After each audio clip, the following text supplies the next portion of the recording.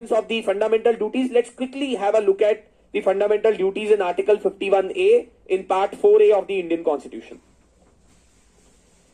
अब बड़ी सारी ड्यूटीज जो हैं वो आइडियली ये सारी ड्यूटीज जो हैं ये हमारे नेताओं को, पॉलिटिशियंस को, ब्यूरोक्रेट्स को पकड़ानी चाहिए, है ना? Because they are the ones, those who actually need to follow these duties. They are the ones, those who actually need to understand what their duties are.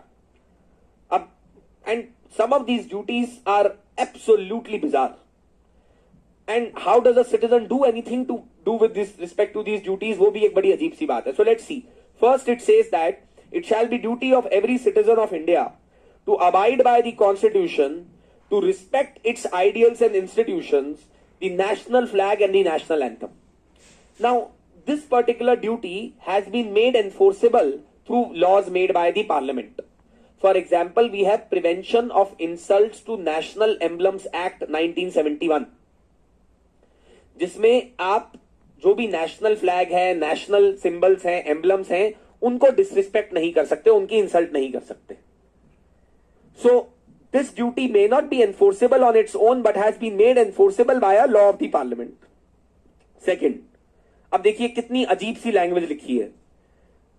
It shall be duty of every citizen of India to cherish and follow the noble ideals which inspired our national struggle for freedom. ये कैसे होगा? No one has any clue. How do you cherish and follow the noble ideals and which have inspired our national freedom struggle?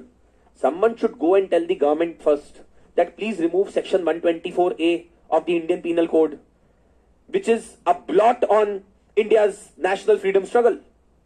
आप जो है Indian national freedom struggle का मजाक उड़ा रहे हैं by keeping that law in your law books. And here it is saying that the citizens should cherish and follow the noble ideals. If we should cherish and follow the noble ideals, then we should not be celebrating the assassinators of people, those who were involved in assassination of people, those who were involved in getting freedom for this country. You know, we should not be celebrating the fact that we have people arrested under section 124A of the Indian Penal Code and the same law under which Gandhi and Tilak were sent to jail while they were fighting for the freedom of this country. Right?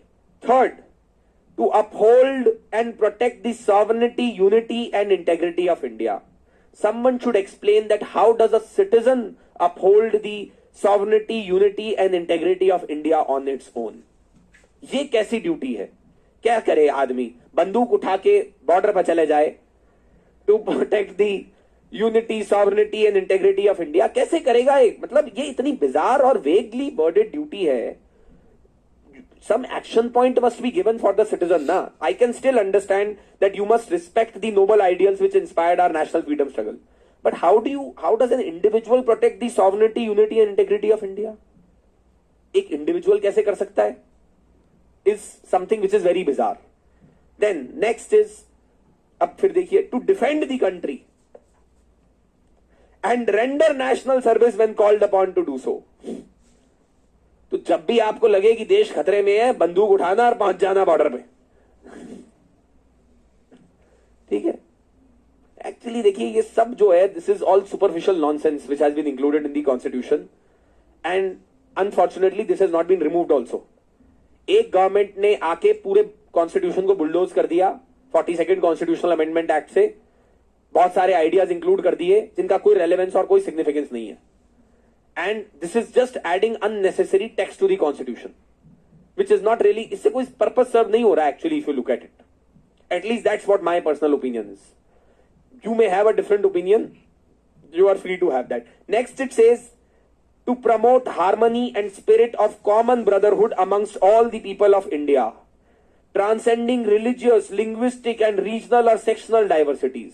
बताइए कोई news channels को, politicians को, जो कि पूरे दिन उनका बस यही काम है कि किसी तरीके से धर्म पे, जाति पे, किसी तरीके से देश का बंटवारा करते रहे. बस हम we keep dividing people in this society. And all the people should read this, that it is the duty of the citizens to promote the spirit of common brotherhood, transcending religious, linguistic and religion and sectional. लोग तो उठ ही नहीं पा रहे religion और linguistic अपनी identity से ऊपर. आदमी हिंदू मुसलमान से ऊपर तो उठे, तब वो ट्रांसेंड करेगा ना रिलीजियस आइडेंटिटी को। जब पूरे दिन बकवास सुनाई जाएगी सोशल मीडिया पे, मीडिया में, पॉलिटिशियंस, पॉलिटिकल पार्टीज इधर से उधर रिलीजन के बेसिस के ऊपर वोट मांगते फिरेंगे, है ना, उल्टी सीधी बातें करते फिरेंगे इलेक्शन कैंपेन्स में, including some of the senior ministers of the government, then what is left of this promotion of common brotherhood amongst all the people. अब फिर अगला देखिए, to renounce practices derogatory to dignity of women. समझ नहीं आता इसको देख के हंसे या रोएं, क्या करें, है ना। To renounce practices derogatory to dignity of women. Anyway, next, to value and preserve the rich heritage of our composite culture. What is composite culture?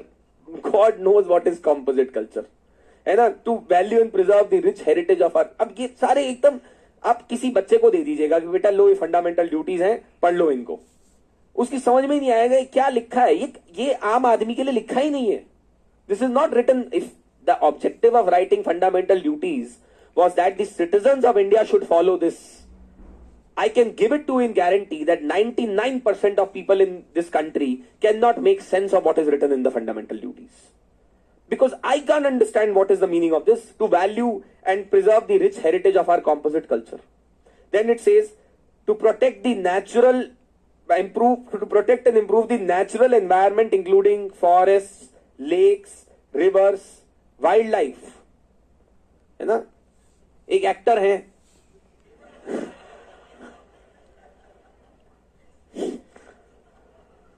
अपने आप जाके उनकी गोली जो है वाइल्ड लाइफ में लग गई, हिरन बेचारा खुद मर गया उनकी मूवी देखकर।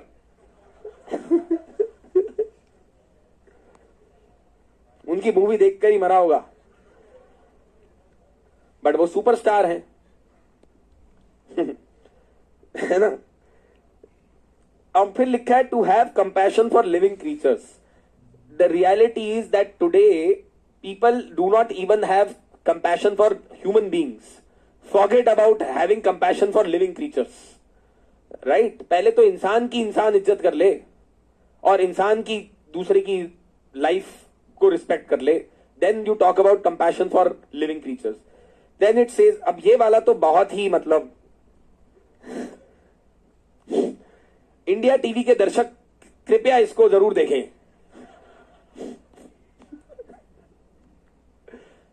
To develop scientific temper, scientific temper समझते हैं, ओवरकमिंग सुपरस्टिशन, है ना। ये नहीं कि अरे मैं कुंडली लेके बैठा हूं आज पुतिन की आज बताएंगे हम आपका राशिफल, कौन सा आज मकर जो है वो शनि में जा चुका है और ये सब जो भी। To develop the scientific temper, humanism and spirit of inquiry and reform, right. ये नहीं कि मतलब प्लेन आया नया, उसके नीचे आगे नींबू लगा दिया उसके पीछे हरी मिर्च और नींबू लगा दी प्लेन के पीछे कि भाई ये सही से उड़ेगा कि नहीं।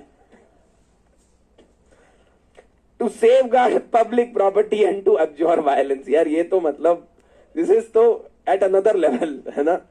I think all the Indians need to know about this, that public property को safeguard करना हमारी ड्यूटी है।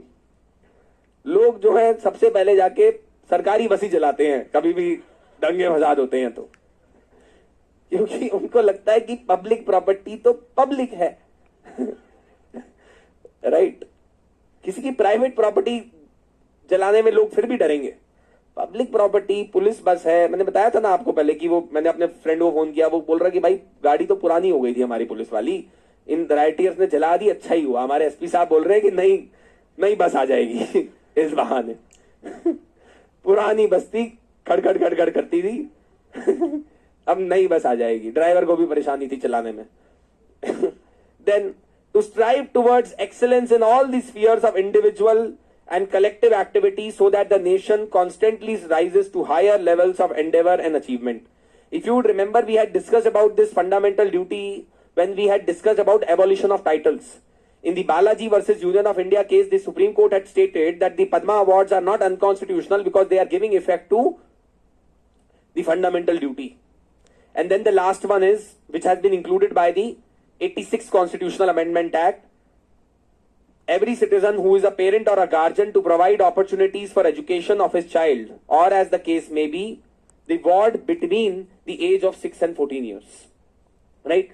So this was added by the 86th Constitutional Amendment Act to give a duty to every citizen who's a parent or a guardian to ensure that their child between the age of 6 to 14 should get education, should be getting opportunities for education.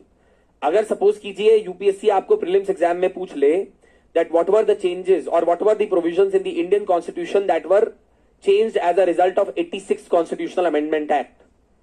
So then fundamental rights were affected because Article 21A was included. DPSPs are affected because Article 45 was changed and the fundamental duties were also affected.